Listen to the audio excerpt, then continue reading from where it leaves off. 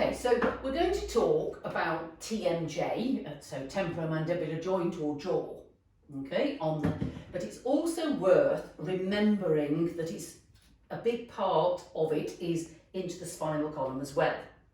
Okay, in terms of the load factors. So the first thing I'm going to do is I'm going to bring this spine down so that you can see that this spine is a real life-size spine, and it is probably a slightly taller person than me. Okay, and the reason I want you to think about that is I want you to look at my neck, and obviously some people's necks are much thicker than my neck, and this is what's inside.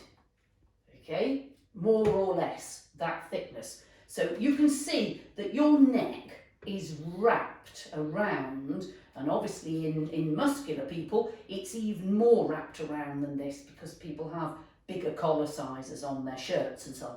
So all of those muscles, it's not just a soft tissue padding, all of it is muscles. So there are muscles pulling up the side here, scalenes, sternocleidomastoid, which are these big muscles here that really show on some people. And there's a second branch that goes down the back. Up here we've got splenius capitis and so on. So we've got all these muscles all sitting here that allow me to take my head and go over here, tilt my head, etc. So there's loads and loads of different tensional forces. There's trapezius that runs from sort of here up to the base of my skull and out across the top of my shoulder.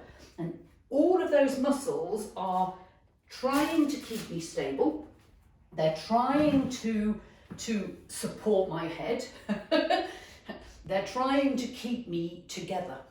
And some of those muscles run up inside all of here. And in fact, there's something called dura mater, which runs up from behind, sort of behind in with the vertebrae, and then lines inside the skull.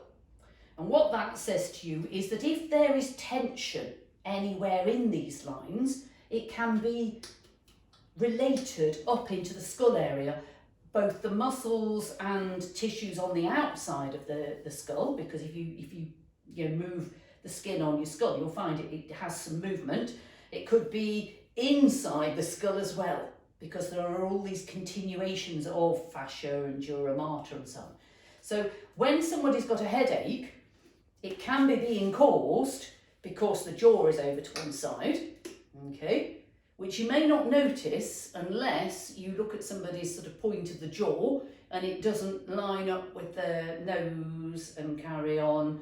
Sometimes we can see somebody's got a larger eye and a smaller eye, and it can sometimes be quite dramatic because the muscles and the jaw is pulled over, and the tensional forces here on your temporalis and other soft tissues, masseter and so on, can be causing those distortions, and it can give quite a range of symptoms. Pain in the jaw, pain in the teeth, pain in the head, pain in the eyes, changes to vision, changes to hearing. That is quite common. I've had people before now who've come in here and they've been to the audiologist, they've been to the optician, they've been to the dentist. So the dentist has checked there's nothing the matter with their teeth. The optician has obviously checked their eyes and so on. The audiologist has checked there's nothing actually physically the matter with their hearing. But for instance, I might notice that one eye is extremely small and the other is extremely large. And there's been quite a number of clients like that. And what we're looking for then is the tensional forces that are causing that skewing of the jaw over and the pulling down of the tissues, and the headaches often ensue. Equally, in other areas, if you've got a tensional force here, so for instance, the sternocleidomastoid can be very, very tight down here. It's taking the head and it's doing a torsional twist. Now they've come with a headache, but we're having a look to see what clues we've got as to where and why and how we might be able to help them.